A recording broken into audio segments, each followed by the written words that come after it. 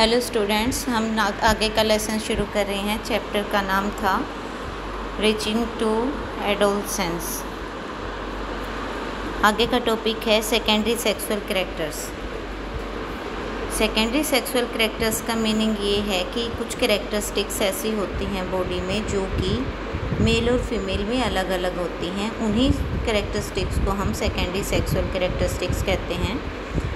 तो इस चैप्टर में हम उसी के बारे में डिस्कस कर रहे हैं। You have learned in chapter 9 that testis and ovaries are the reproductive organs. आपको पता ही है जैसे कि ये जो हैं वो चैप्टर 9 में पढ़ चुके हैं। ये दोनों ही टेस्टिस एंड ओवरीज हमारे रिप्रोडक्टिव ऑर्गन हैं। They produce the gamete that is sperm and ovum.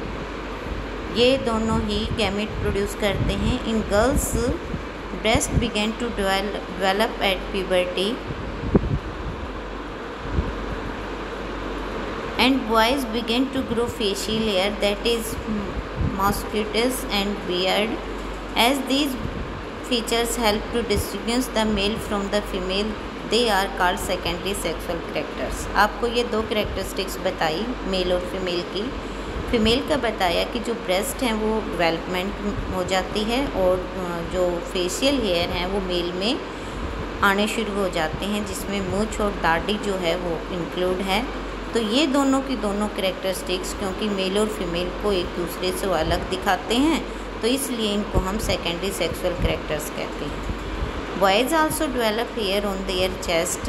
In both boys and girls hair grow under the arms and in the region above the thigh और the pubic region. Boys और girls दोनों में ही जो कुछ और जगह बताई हैं वो हैं थाई रीजन वाली, जहाँ जिसको प्यूबिक रीजन भी कहते हैं, वहाँ पर भी हेयर ग्रो करते हैं। उसके बाद है the changes which occur at adolescence are controlled by hormones.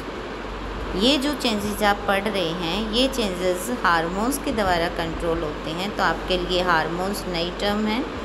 तो हार्मोन की डेफिनेशन है आगे। Hormones are the chemicals substance which these are secretion from endocrine gland और एंडोक्राइन सिस्टम। एंडोक्राइन ग्लैंड हमने अभी पीछे टॉपिक में पढ़ा था। तो एंडोक्राइन ग्लैंड के द्वारा जो भी सिक्रेशन किए जाते हैं उन केमिकल्स को हार्मोन कहते हैं। द मेल हार्मोन और testosterone begin to release by the testes at the onset of puberty. ये जो हार्मोन का नाम है ये है टेस्टोस्टेरोन। ये टेस्टिस के द्वारा सीक्रेट होता है और इसको मेल हार्मोन भी कहते हैं। This causes changes in boys about which you have just learned. और ये उन सभी चेंजेस के लिए रिस्पॉन्सिबल है जो अभी आपने पढ़े, जैसे कि growth of facial hair. Once puberty is reached in girls ovaries begin to produce the female hormone और एस्ट्रोजन। अब फीमेल का बता रहे हैं कि फीमेल में ऑनसेट ऑफ प्यूबर्टी के बाद ओवरीज में फीमेल हार्मोन रिलीज होता है जिसका नाम है estrogen, which makes the breast development, milk secretion gland और mammary gland develop inside the breast. तो यहाँ पर जो फीमेल में जो चेंजेस हो रहे हैं उन्हीं की बात कर रहे हैं, ब्रेस्ट डेवलपमेंट का। और जो मेमरी ग्लैंड है वो ब्रेस्ट के अंदर डेवलप होनी शुरू हो जाती है। The production of these hormone is under the control of the another hormone secretion from N endocrine gland called pituitary gland. तो ये दोनों के दोनों जो हार्मोन अभी आपने पढ़े हैं, फीमेल हार्मोन और मेल हार्मोन, ये दोनों हार्मोन का जो कंट्रोल है वो एक और दूसरी ग्लैंड के कंट्रोल में होता है और उस ग्लैंड का नाम है पिट्यूटरी ग्लैंड। उसके बाद है role of hormone in initiating reproductive function. अब यहाँ पर ये जो हार्मोन है पिट्यूटरी ग्लैंड के अंडर में किस तरीके से काम करते हैं वही आपको आगे समझा रहे हैं। Endocrine gland release hormone into blood stream to reach a particular part called target site. जितनी भी एंडोक्राइन ग्लैंड है हमारी बॉडी में, जब वो सिक्रेशन देती हैं, छोड़ती हैं, तो वो ब्लड स्ट्रीम में चला जाता है और ब्लड स्ट्रीम में जाने के बाद वो एक पर्टिकुलर बॉडी पार्ट तक पहुंचता है जहां पर उसका फंक्शन होता है। उस बॉडी पार्ट को हम टारगेट साइट कहते हैं। उसके बाद है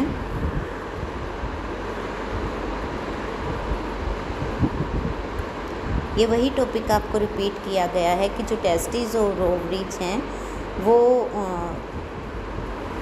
उनमें से जो हार्मोन निकलते हैं वो सेकेंडरी सेक्सुअल कैरेक्टरिस्टिक के लिए जिम्मेदार हैं और इनका कंट्रोल हमारे पिट्यूटरी ग्लैंड के कंट्रोल में होता है। तो उसी प्रोसेस को समझाते हुए ये फ्लो चार्ट दिया गया है।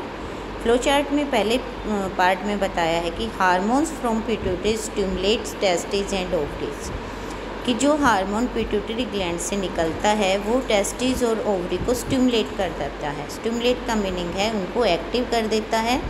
किस काम के लिए एक्टिव करता है? टेस्टोस्टेरोन और एस्ट्रोजन हार्मोन का रिलीज़ के लिए।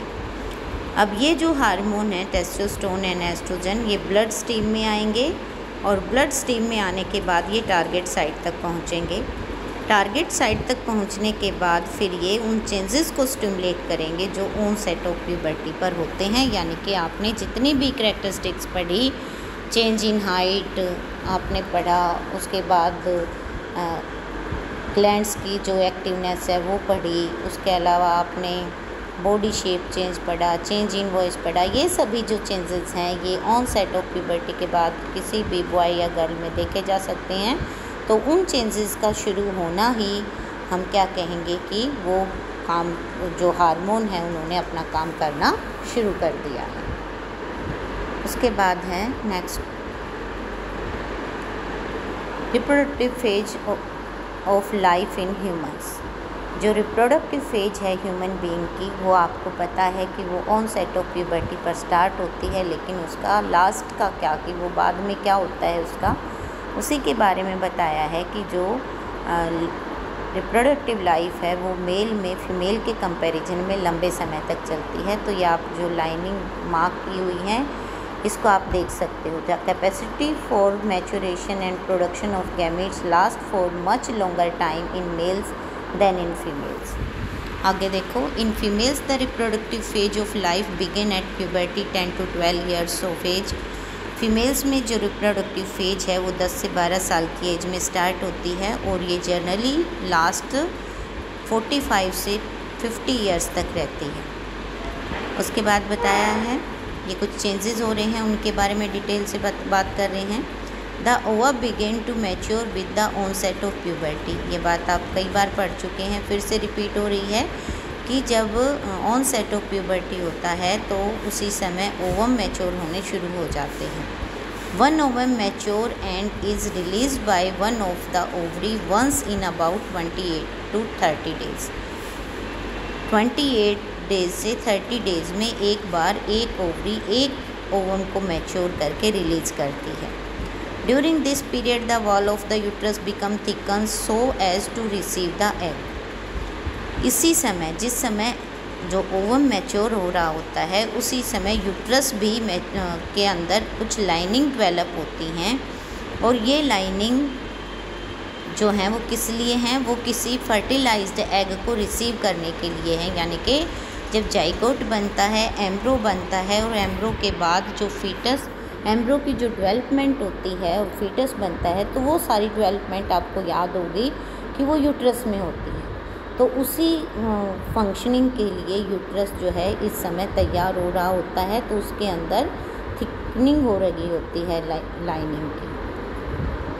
आगे है फिर in case it is fertilise the begin to develop. वही बात बता दी इन्होंने कि अगर एग फर्टिलाइज हो जाता है तो उसके बाद की डेवलपमेंट यहाँ पर शुरू हो जाती है और ये जो है वो प्रेगनेंसी इसी का रिज़ल्ट है। इफ़ फर्टिलाइजेशन डज नॉट, अगर फर्टिलाइजेशन नहीं होता है, the released egg and the thickened lining of the uterus along with the blood vessels are shed off. तो क्या होता है, वो एग भी जो फर्टिलाइज नहीं हुआ और ये जो लाइनिंग थिक हुई थी यूट्रस की, वो सभी ब्लड वेसल्स के साथ डैमेज हो जाती हैं, शेड ऑफ हो जाती हैं, मीन्स ख़त्म हो जाती हैं। This causes bleeding in women which is called maturation. और ये इसके कारण वुमेन में ब्लीडिंग होती है जिसको हम मैच्योरेशन कहते हैं। Maturation occur once in about 28 to 30 days.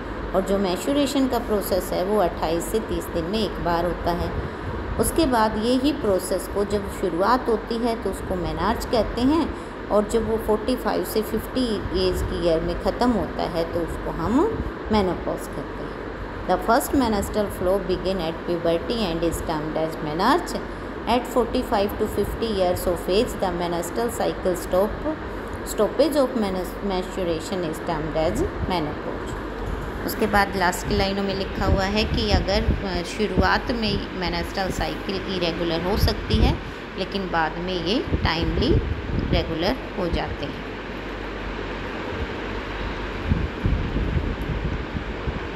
ये जो साइकिल हमने पढ़ा मेंस्ट्रुअल साइकिल, ये पूरा का पूरा जो है वो हार्मोन के कंट्रोल में होता है, चाहे वो एग का मैच्योर होना हो, यूट्राइन लाइन का थिक होना हो या फिर ब्लीडिंग होना हो, तो ये सब जो है वो हार्मोन के कंट्रोल में ही होता है। उसके बाद है how is the sex of the baby determine. जो बेबी का जो सेक्स है वो कैसे डिटरमाइन होता है, उसी के बारे में हम डिस्कस करेंगे अभी। तो यहाँ पर आपको मैं याद दिलाना चाहूँगी क्रोमोसोम्स, जो कि आपको पिछले चैप्टर में जो सेल का लेसन हमने पढ़ा था उसमें आपको बताया गया था कि जो न्यूक्लियस होता है उसके अंदर क्रोमोसोम्स पाए जाते हैं। तो यहाँ पर टॉपिक को शुरुआत करते हैं कि जितने भी ह्यूमन बीइंग्स होते हैं उन सभी में 23 पेयर्स ऑफ क्रोमोसोम्स होते हैं, और उनमें से जो 2 क्रोमोसोम होते हैं वो सेक्स क्रोमोसोम होते हैं जिनका नाम है एक्स एंड वाई। जो फीमेल हैं उनमें एक्स क्रोमोसोम्स होते हैं दोनों के दोनों, जबकि जो मेल होते हैं उनमें एक एक्स और दूसरा वाई क्रोमोसोम होता है। तो जब ये गैमीट बनते हैं तो गैमीट बनते समय क्या होता है कि जो क्रोमोसोम्स हैं उनका एक ही सेट गैमीट में आता है। तो ये टॉपिक आपको शायद समझ नहीं आया होगा, तो मैं एक बार फिर से पढ़कर बता देती हूँ। All human beings have 23 pairs of chromosomes in the nuclei of their cell. 2 chromosomes out of these are the sex chromosome. इन सभी जो 23 pairs of chromosomes हैं, इनमें से जो 2 क्रोमोसोम है वो सेक्स क्रोमोसोम्स होते हैं जिनका नाम है एक्स और वाई। फीमेल में ये दोनों के दोनों एक्स क्रोमोसोम्स होते हैं, जबकि मेल में एक एक्स होता है और दूसरा वाई होता है। The gametes egg and sperm have only 1 set of chromosomes. Gametes में ये एक ही सेट होता है, मीन्स जो 22 क्रोमोसोम्स होते हैं वो तो मेल और फीमेल में बिल्कुल एक जैसे होंगे, लेकिन जो 23 वाला जो क्रोमोसोम 1 पेयर में आएगा तो वो या तो एक्स होगा या वाई होगा फीमेल में, और मेल में दोनों ही जो एक ही तरह के ओवम बनते हैं उनमें हमेशा एक्स क्रोमोसोम।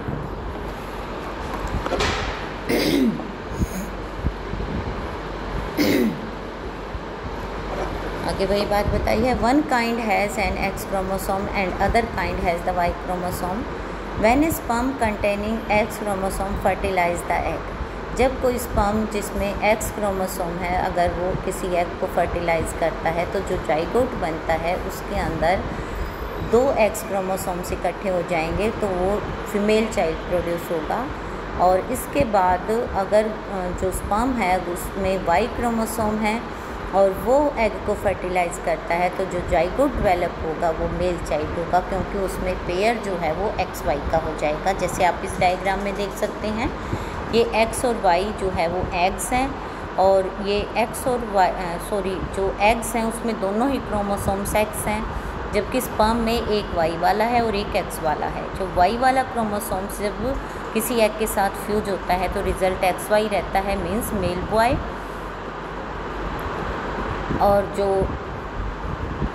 एक्स वाला जो स्पर्म है वो एग के साथ फर्टिलाइज होता है तो रिज़ल्ट होता है फीमेल बेबी। उसके बाद आगे का जो टॉपिक है वो हम बाद में करेंगे। आज के लिए इतना ही बहुत है।